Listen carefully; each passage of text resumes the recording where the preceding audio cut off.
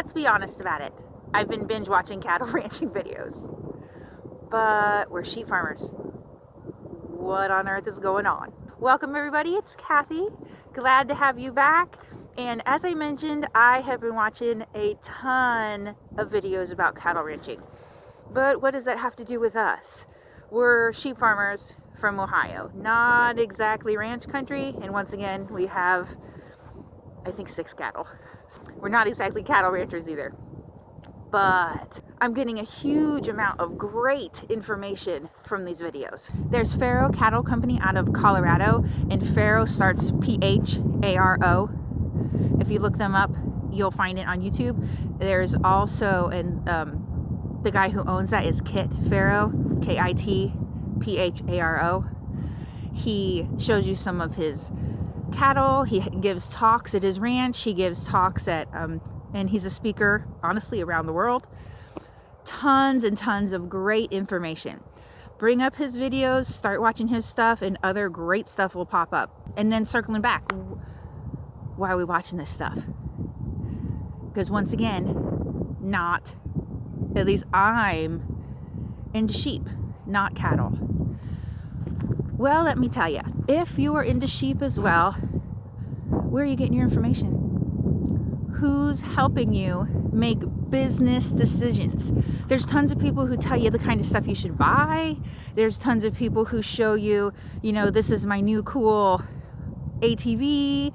This is my new cool fence that I just bought. And that's all really, really great stuff. But is it paying? Is it paying? That's the key.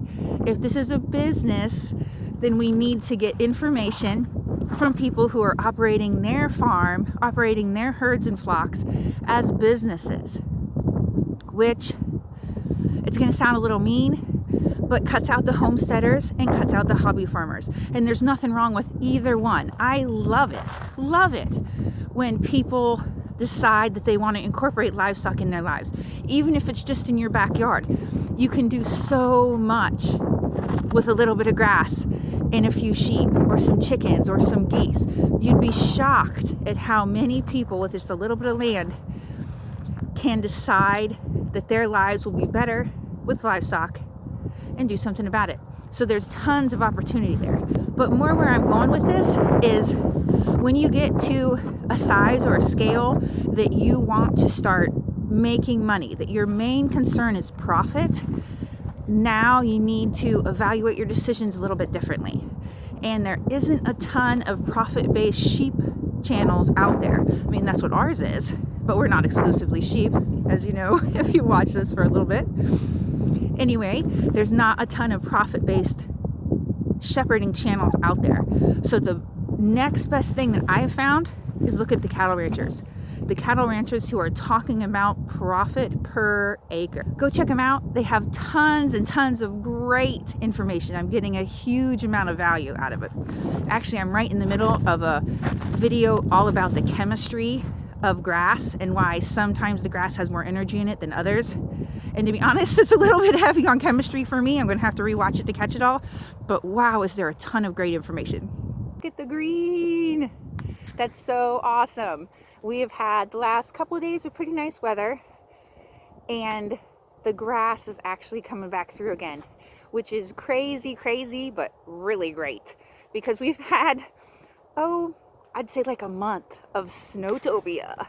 It's just snow, which we're in Ohio, we always get snow, but it usually melts in between to give us, kind of a little bit of a break, or it snows on top of wet ground.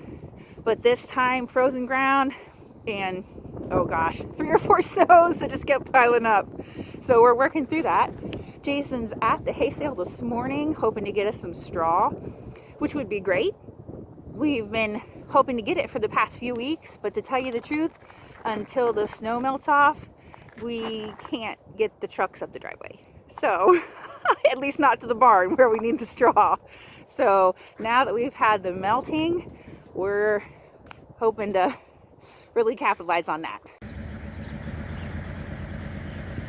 Got a nice load of straw. Sticking it in the barn right now. As to what else is going on around the farm, I was just checking the calendar 2 days ago and noticed that the sows are 6 weeks off of farrowing, so that's exciting. So anyway, that's the recap of what we got going on for this week. Once again, super glad to see the green. It's been wonderful, wonderful. And actually, I thought it was supposed to be almost 60 degrees Sunday, so woohoo! So if you're interested in watching any of those ranching for profit based videos, I'll have them linked in the description below. Check them out. They are really, really good. And I'm sure this is just scratching the surface. There's going to be a ton of them, but YouTube will feed you more like videos as soon as you start watching those. So start with the kid farrow stuff and you'll get more great stuff come up. But it's really, really worth your time. It's a whole different outlook on how to manage your livestock for profit, because it's only right that you profit. You know, the feed company profits, the people you buy hay from profit, and they should. They totally should. It's everybody profits, and once again, they definitely should. That's how we keep things going. But then, how are you holding up? How is your business doing? If it's not quite where you'd like it to be, reconsider your thinking and start figuring out what you can do to make your business do better next time, to make your business look much better in 2021 than it did in 2020. And checking out these videos is going to be a great start. As always, if you have any questions or comments, leave them below or email us at familyfarmlivestock@gmail.com. We'd love to hear from you. Thanks for tuning in. If you value this kind of content, it really, really helps us out if you could hit the like button. And thanks for stopping in. So glad to have you, and see you next time.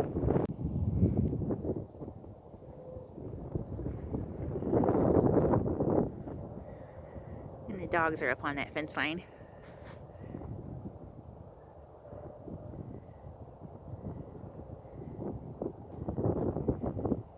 Looks like we got some rabbit action.